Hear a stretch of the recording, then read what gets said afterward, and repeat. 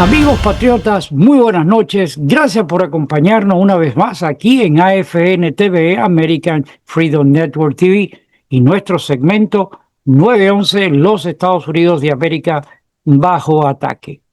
Muchísimas gracias a todos ustedes por esta cortesía. Para nosotros es un privilegio contar con su presencia y poder compartir con ustedes este programa de esta noche, conversando de historia con Enrique Encinosa. Enrique, unas luces extraordinarias, es una persona con un conocimiento tal, un historiador que nos trae esta noche otro capítulo de la saga de nuestra vida, de nuestra historia, de nuestras raíces, de las causas por las cuales nosotros estamos aquí en este exilio. Para nosotros es un privilegio contar con usted. Si usted está con nosotros aquí por primera vez, muchísimas gracias. Y si no se ha suscrito, le invitamos a que lo haga y que a la vez el tema principal o el objetivo principal de este programa, llegar a tantas personas como podamos. Por favor, compártalo. Compártalo y así estamos ayudando a tantas personas que desconocen estos temas. Abran los ojos y sepan dónde estamos, cuáles son nuestras raíces. No le voy a robar más tiempo. Muchísimas gracias a todos ustedes. Por favor, comparten y pasemos inmediatamente a este momento importantísimo, hablando de historia con Enrique Encinosa. Amigos patriotas, muy buenas noches. Gracias nuevamente por acompañarnos en esta velada de hoy especial, donde retomamos el tema conversando de historia con Enrique Encinosa. Enrique, muy buenas noches y bienvenido. Buenas noches. En los últimos, en todos los programas empezamos con Batista, seguimos con la historia del clandestinaje, lo que pasó en el año 59, cómo empezaron las guerrillas, las cosas que logró hacer el clandestinaje, la crisis de los cohetes, el asesinato de Kennedy, el principio de la Cambrai, la primera limpia. Y terminamos la última vez sobre el Cambrai después de Playa Girón, cuando se reúnen los sobrevivientes de la primera limpia, y ahí estaba Osvaldo Ramírez, Tomasito Sangil, Maro Borges, Cheito León, Julio Emilio Carretero, los hermanos Tardío, que tenían pequeños grupos de guerrilla y se unieron bajo Osvaldo Ramírez. Y Osvaldo se convierte entonces en el jefe de todas las Cambrai, en realidad de todas las villas, donde estaba el frente sur y donde estaba el frente norte. Osvaldo Ramírez, como ya he dicho anteriormente, fue un hombre de familia, chofer de camiones en la zafra y chofer de taxis, y era un hombre humilde, trabajador, que comienza a luchar contra Batista y se vuelve el jefe del escuadrón de operaciones muy peligrosas del directorio en la lucha contra Batista. Incluso él se mete dentro de la corte, con un grupo de gente, a punta de pistola, se mete dentro de la corte en Santa Clara y secuestra al Magnífico. Salva al Magnífico, que estaba siendo juzgado. Después llega a ser teniente o capitán de la PNR cuando triunfa la revolución y lo ponen en Caracusey, en las villas. Y un estado me dijo, Caracusey tenía 150 familias, que 149 eran negras y la única que no era negra era la de Carretero, que se convierte en uno de los jefes de la Cambrai también. Y Caracusey dio muchos mártires negros en esa lucha. Y era un lugar relativamente pequeño. Osvaldo entonces comienza a reunir y tiene choque con Evelio Duque, pero en 1960 combaten el sitio de Juana. Poco después lo capturan y no sabían quién era, y él era desconocido en aquel momento para la milicia. Y cuando lo empiezan a llevar a un campamento, él se tira por un barranco y cae arriba de las matas, se fractura un dedo de una mano y recibe varios morados y golpes y cortadas en el cuerpo, y cojeando logra reunirse con su tropa. Ahora, cuando Osvaldo se alza, era un individuo, a él le ofreció Fidel Castro amnistía, el único que le ofreció amnistía. Le dijo, no, yo estoy dispuesto a perdonarte, podemos hablar, tú eres un hombre muy valiente, ven y yo te garantizo la vida.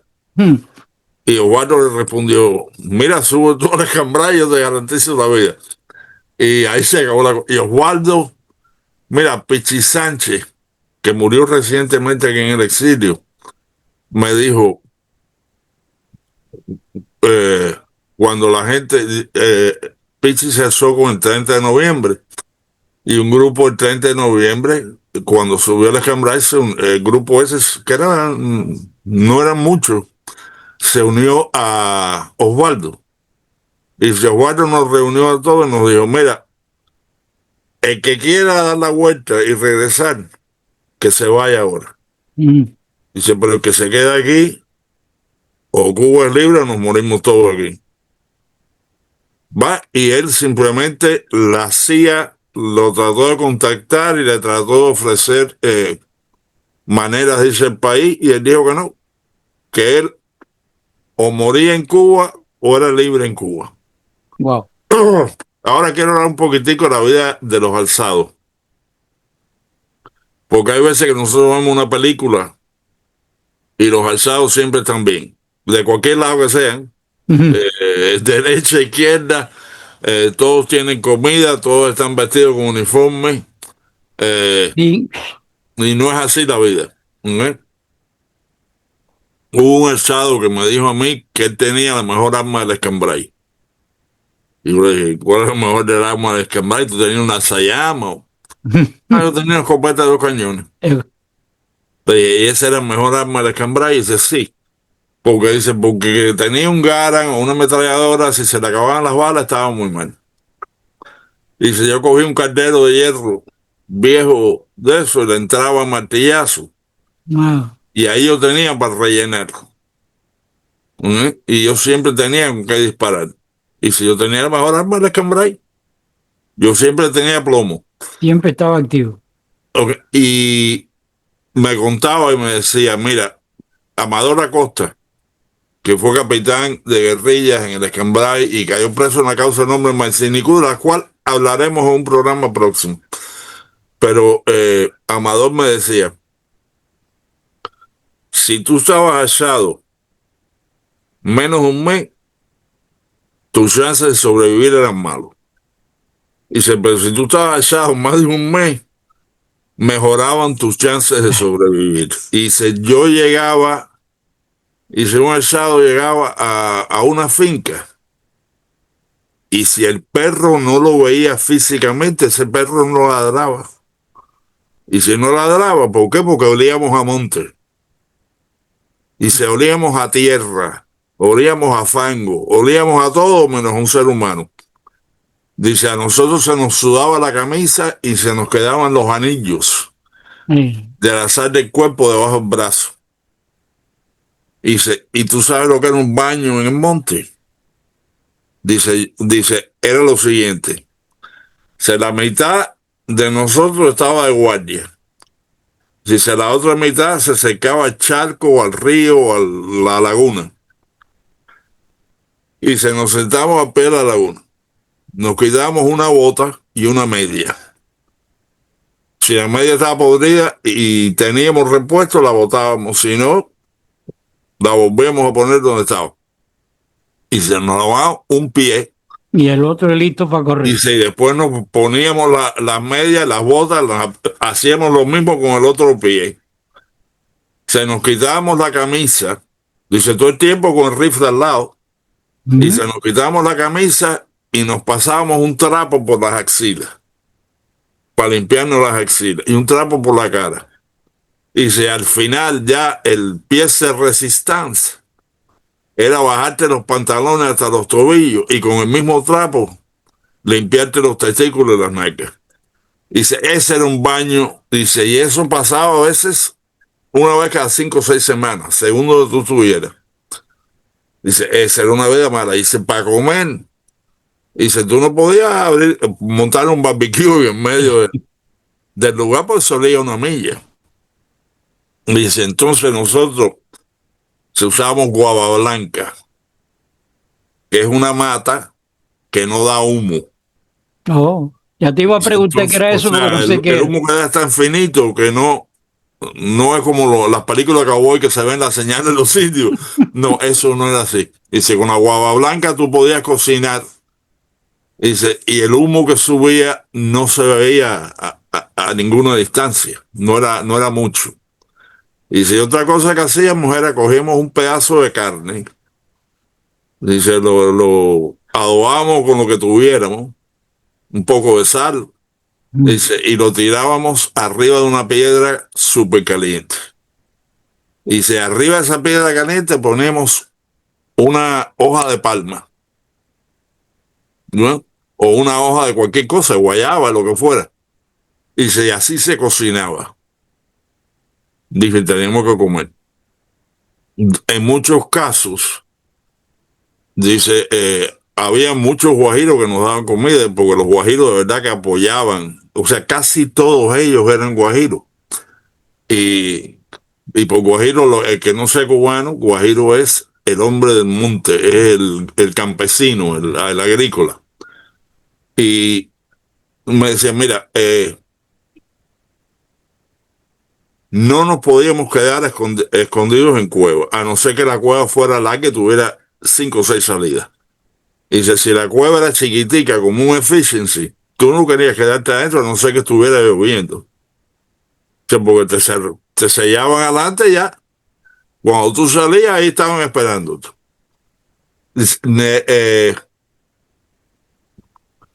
Me dijo, bueno, la guava blanca,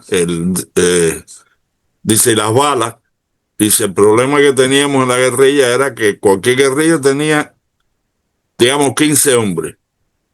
Y a lo mejor tenía 6 tipos de armas diferentes. Imagínate. Porque uno había llegado con una escopeta de 2 cañones.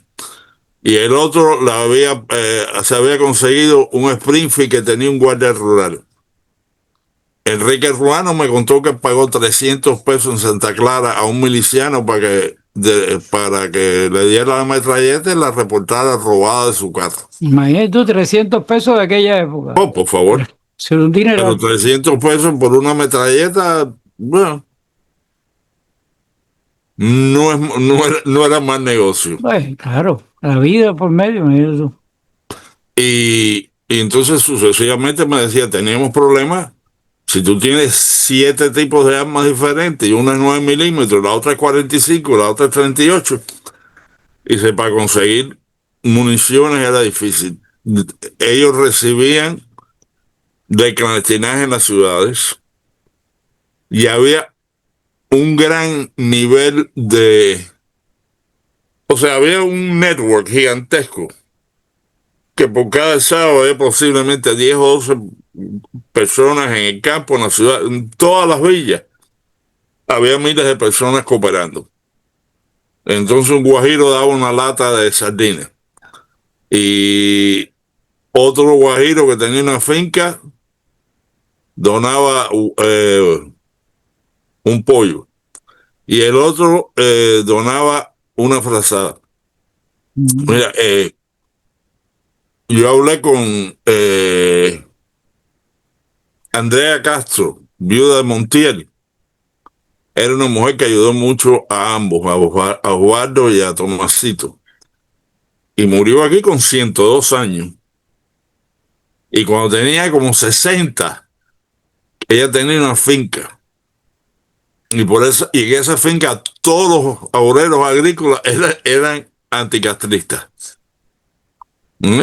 Y esa finca era uno de los oasis para los alzados. Y ella me contaba, dice, incluso la famosa niña de placetas o niña del escambray, Soy la Águila Almeida. Dice, se apareció un día Soy la Águila Almeida con uno o dos asados más. Y si la mujer venía, es una mujer bonita y se venía vestida de uniforme, de combate, con un M1, y machete y pistola, y me dijo, necesito comida para la tropa de carretero. Y yo me puse a hablar con ella. Y le dije, mira, vamos a hacer una cosa, porque tú eres una mujer y tu marido está echado. Sí, Manolo Munzo, la guardia de Nicaragua, se echó conmigo. Y ella ya había peleado contra Batista en el monte. Y, y le dice, la dueña de la finca le dice, mira, vamos a hacer una cosa, quédate aquí, te vistes de criada, tu marido te puede venir a visitar cuando quiera y no tienes que estar en el monte. Y dice que Zoila se echó y le dijo, yo soy teniente y jefe de esta guerrilla. Wow. Y si trabajo con Carretero y Tomás San Gil. Y yo no voy a ser criada de nadie. Bueno, No. pero y te digo, esa es la actitud de esta gente. Mira, en el caso de Zoila Águila Almeida, me contó un asado que un día están en un cerco y Carretero dice, vamos a romper el cerco en grupo de 2 o 3 y nos encontramos en tal lugar aquí cerca. Y efectivamente fueron pasando el cerco. Y cuando llegan al final del cerco faltaba la niña, Zoila, y el marido, Manolo. Manolo. Y de pronto empiezan a oír disparos. Y Carretero se vira para que me hace el cuento y me dice, ese es un Garand. Y la niña lo que tiene es un M1, así que el que debe estar fajado, el que queda ahí es Manolo, vamos a salvarlo. Y entonces ellos van por atrás, atacan el cerco, y cuando llegan se encuentran con Manolo herido, tiraron la hierba, y la niña había cogido el Garand de Manolo y ella estaba fajada ya sola con un pelotón. A las familias de los alzados, a la familia Osvaldo Ramírez. Osvaldo me cuenta Osvaldito me cuenta que cuando él tenía 10 años, ¿no? Pero a los 10 años, cuando tu padre está en esas cosas, tú estás mucho más consciente, ¿no? De lo que estaría un niño de 10 años en Miami o New York. ¿No? No es la misma concentración y problema. Y él me decía, en mi casa, dice, dejábamos la puerta abierta porque venía la seguridad tantas veces, a cualquier hora, que ya mi madre dijo, mira, no tienen que dar los golpetazos en la puerta, ni tratar de tumbar la puerta, yo la dejo abierta. Y de todas maneras, ustedes están ahí protegiéndome. Porque lo que había en la casa siempre era un anillo de gente, un anillo miliciano. Osvaldito dice, con 10 años, dice, yo salía para ir a la escuela y había un militar que venía y me decía, déjame ver la tarea. Y se abría y registraba todos mis papeles de escuela para ver si yo llevaba alguna nota a alguien. Dice, y así sucesivamente. Dice, pero aún así él logró ver al padre 2 veces. Y yo le dije, ¿cómo lo hiciste? Dice, bueno, eso fue, mi madre me dijo, cuando tú vayas a la escuela, para en tal esquina. Y va a venir un taxi a recogerte. Dije, efectivamente, yo miré, no me registraron, nadie me siguió, yo fui caminando. Dice, cuando llegué a la esquina, dice, al poco momento vino un taxi, que era alguien de la Resistencia. Me montaron el taxi y me sacaron de Santo Espíritu. Y se me llevaron por una carretera al campo, y en el campo me bajé, y un guajiro estaba ahí y me dijo, vamos, sígueme. Dice, fuimos caminando y creo que me contó que en algún momento usaron mulas dice, pero después de varias horas, dice, llegué a un bohío y dice, ahí estaba mi padre. Dice, yo tuve 2 conversaciones con mi padre. Dice, yo miraba a los que estaban con él y dice, había gente que estaba descalza. ¿No? Imagínate. Y gente que tenía la ropa ripiada del monte. Y dice, pero su padre le dio un reloj en la última visita de regalo. Y nada, Osvaldo de verdad que era un individuo espectacular, porque él recogió, posiblemente quedaban menos de 300 o alrededor de 300 hombres en el Escambray después de la primera limpia. Y él los recogió, los unificó, les dio sectores para cada uno funcionar en capitanías o como tenientes, Claro. y de esta manera él podía en un momento dado reunir 5 o 6 grupos y tener 70 hombres para una operación. Y esos 5 o 6 grupos pues se dividían y regresaban a sus campamentos. Otra de las cosas era como dormían, ¿ok? Eh, la mayoría de los alzados dormían con nylon. Un pedazo de nylon en la tierra y otro pedazo de nylon para taparse. Imagínate. ¿Mm? Macho Ramos me dijo que lo bueno que tenía eso era que Esos él alzados, dormía con como, la cabeza pegada. sí, esos alzados, como tú dijiste al principio, no era lo que estábamos acostumbrados que nos enseñaron los de las Sí, películas. sí. En otras películas están en hamaca. Sí, Eh, pero Macho Ramos me dijo, cuando yo tenía la cabeza pegada a la tierra, dice, si había un camión que estaba a una milla de distancia, y se créelo o no, se oía, ¿no es? Dice, y tú podías sentir si paraban en una carretera debajo de las lomas, donde tú estabas, dice, se sentía. Dice, y eso te salvaba la vida. Eh,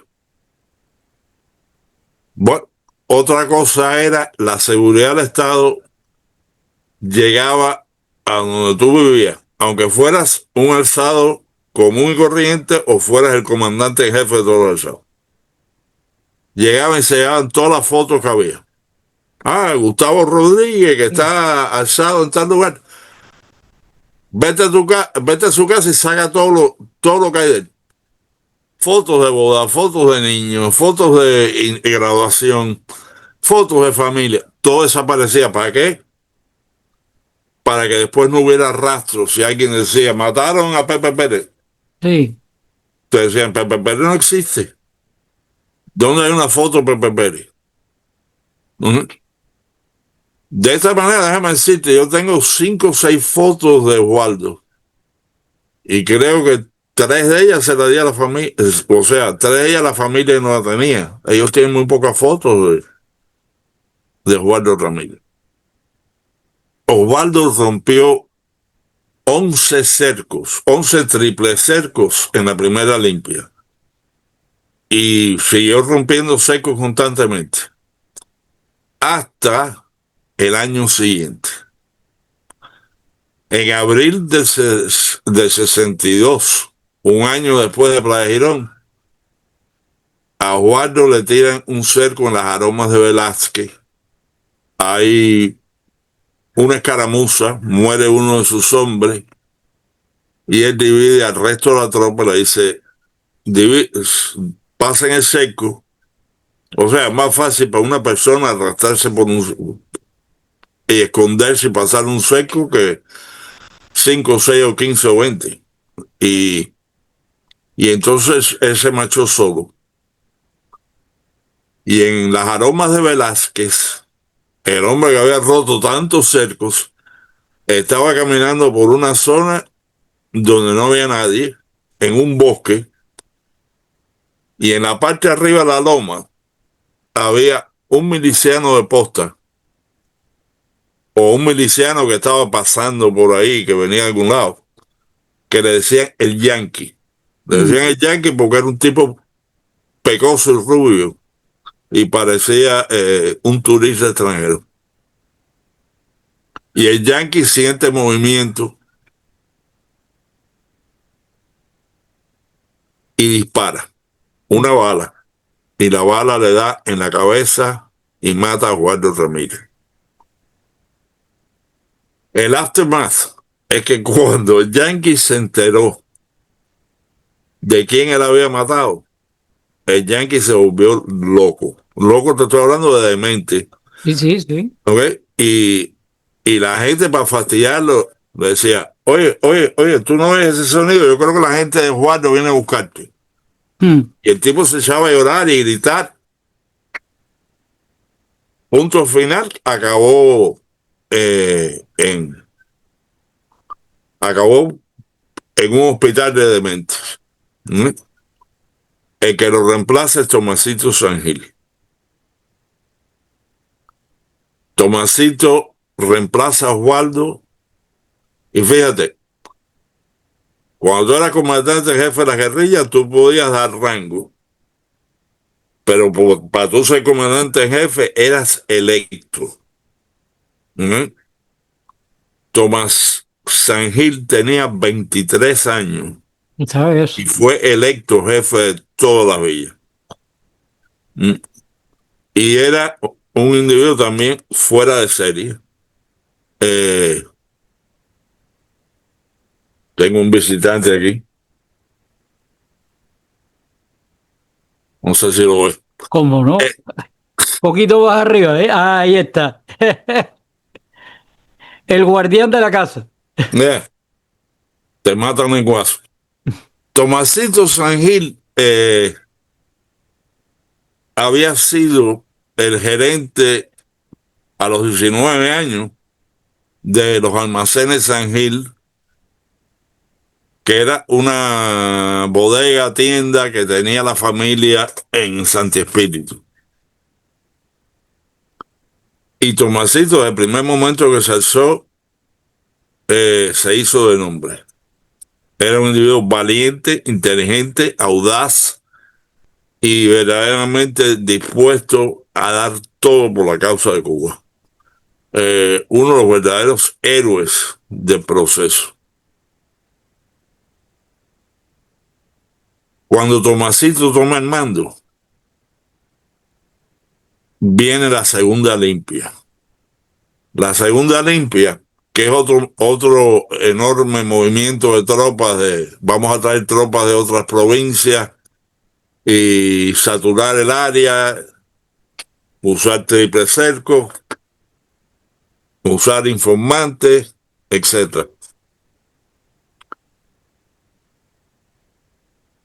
La segunda limpia pasa, pero ya estos alzados verdaderamente ya eran muchos de ellos, sobre todo los jefes, los tenientes, los capitanes, los comandantes, eran gente que en muchos casos habían luchado contra Batista, en unos pocos casos habían sido militares de la República y todos eran de la zona, básicamente.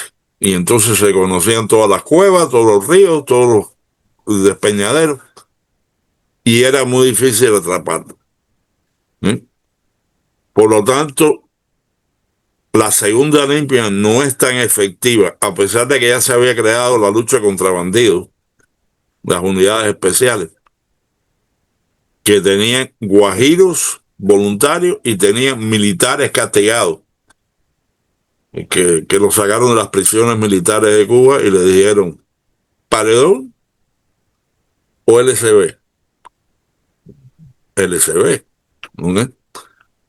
Y después que pasa la limpia, Tomasito hace lo inusual. Y lo inusual es que Tomasito entonces lanza una ofensiva guerrillera. Ofensiva guerrillera con 4 gatos, Ah, porque, o sea, lo que tenía en total eran 300 y pico de hombres en el Escambray, 100 y pico en el frente norte y 100 y pico en el frente sur. Pero Tomasito mandó una ofensiva. Y de pronto, cuando la milicia y el LCB pensaron, aquí se acabó ya esto, recogimos gente en la segunda limpia, ya no queda. De pronto, autobuses incendiados en la carretera, tiendas del pueblo, de las cooperativas, atacadas y y se llevaban los suministros. Patrullas de milicia emboscadas, chivatos ahorcados. Vaya, y fue, no me acuerdo si los castristas admitieron que hubo 50 y pico de este tipo de operaciones en cuestión de 2 o 3 o 4 semanas. Pero Tomasito se hace un gigante en ese proceso. Y lo están persiguiendo. Andrea Castro Viva de Montiel me cuenta, dice, una vez, y les venían cayendo atrás. Y la finca de ella estaba en la llanada, al final de las llanadas de Gómez, pegado al río Caracucey y frente al monte de las 40 Caballerías. Y se llegaron y se cruzaron el río agarrados a una soga y se perdieron mucho de sus habituallamientos. Pero todos se iban a ahogar antes de soltar el rifle. Enrique, nos queda todavía como 6 minutos.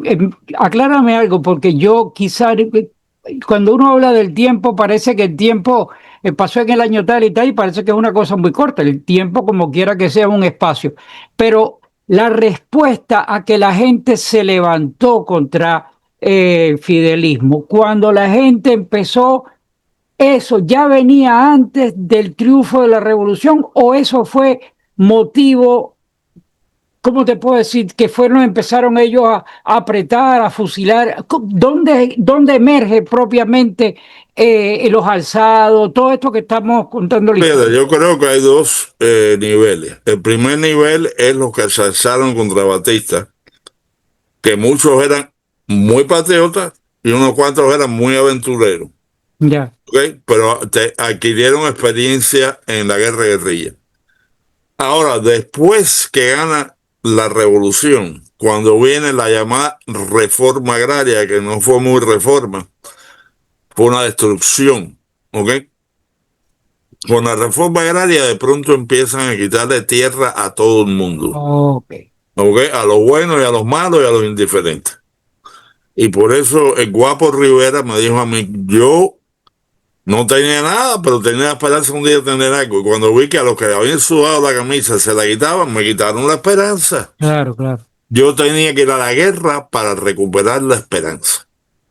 Y cuando comienzan las cooperativas, ahí se empieza a amargar el guajiro cubano, que es muy independiente, un guajiro que prefiere tener un acre de tierra con 4 gallinas, 2 lechones y 3 matas de aguacate, a ser un empleado en una cooperativa con 40 cordeles.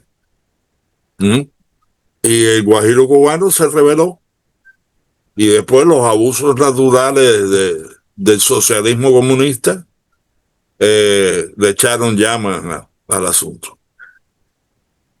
Así que, y eso básicamente. Bueno, yo pienso entonces que sí, o sea, el punto de inflexión sería entonces la reforma agraria, algo de adelante, algo de atrás, pero el punto sería el que causó el sigma, por decir algo. Y el hecho de que el segundo frente de Escambray y el directorio, que estuvieron muy activos en esa zona, quedaron bien marginados del poder.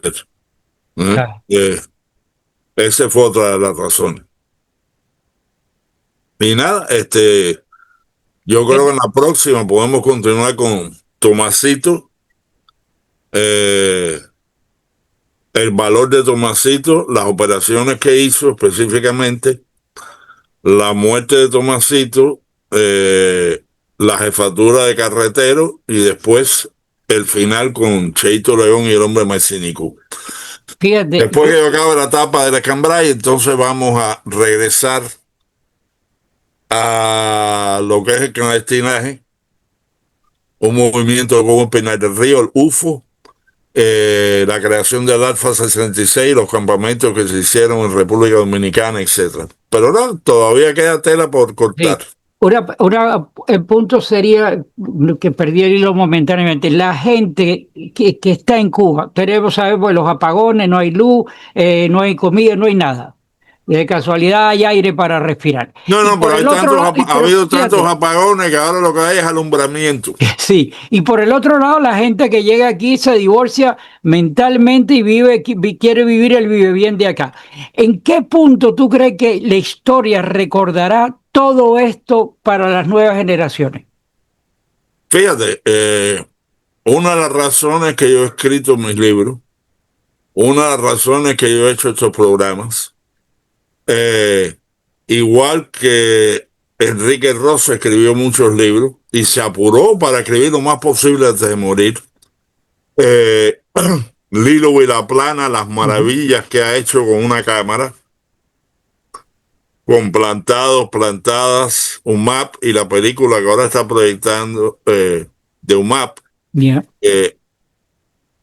Verdaderamente de aquí a 50, 60, 70, 80 años, lo único que va a quedar del castrismo van a ser películas, van a ser videos, y lo único que va a haber de este lado van a ser lo mismo, películas y videos, porque los que nazcan después a lo mejor no la conocen. Y por eso es importante conocer la historia, por eso es importante analizar la historia, por eso es importante entender la historia y no simplemente repetir lo que uno escuchó en un cintillo, ¿no? O sea, yo conozco gente que eran profesionales del periodismo y te leían un cintillo y te sacaban una conclusión. Ya con eso. Y la conclusión no necesariamente era verdad. Claro. Pero era simplemente nada. O sea, yo creo que hay un nivel de falta de conocimiento histórico en el cubano y en todos, ¿ok? Porque yo he visto congresistas americanos que han dicho, no, porque esto y lo otro. Vale, y yo que no nací aquí, miro la pantalla y digo, no. Eso pasó 20 años antes, de esta manera, y fue por esto y por esto. Por eso la preocupación o el anhelo de que se mantenga la historia, porque vuelvo a decir, la gente vive en un mundo que actualmente, o sea, esto que estás haciendo tú de traer la historia, los esfuerzos por escribir los libros, tantas personas que han escrito sobre la historia de Cuba, eso tiene que ser preservado, porque la historia cuando se escriba, que es realmente dentro de 60, 70 años, que está en las nuevas generaciones, es ahí donde esperemos que el legado de personas como tú brillen para la historia de Cuba. No queda para más. Un abrazo, muchísimas gracias a ti. Nos vemos el próximo miércoles, si Dios quiere. Que Dios reparta suerte, que Dios bendiga a los Estados Unidos de América. Candela.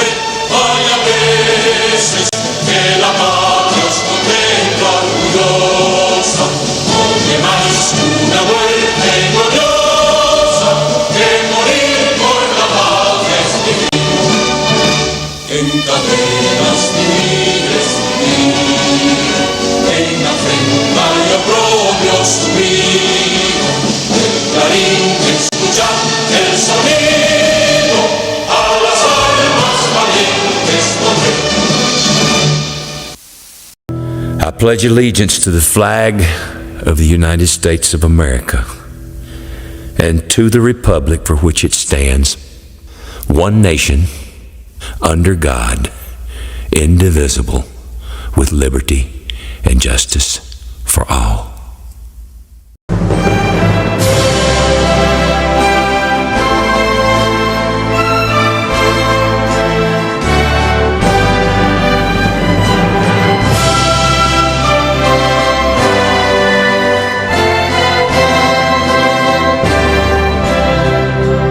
Oh, say, can you see by the dawn's early light what so proudly we hailed at the twilight's last gleaming, whose broad stripes and bright stars through the perilous fight over the as we watched were so gallantly streaming, and the rockets' red glare, the bombs bursting in air, gave proof through the night that our flag was still there.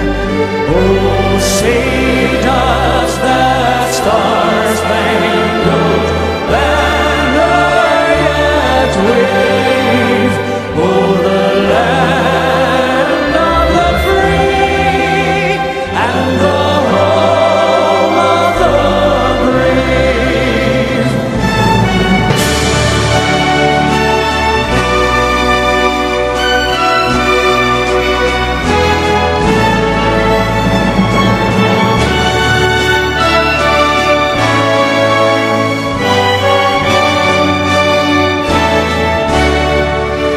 And the rockets' red glare, the bombs bursting in air, gave proof through the night that our flag was still there. Oh,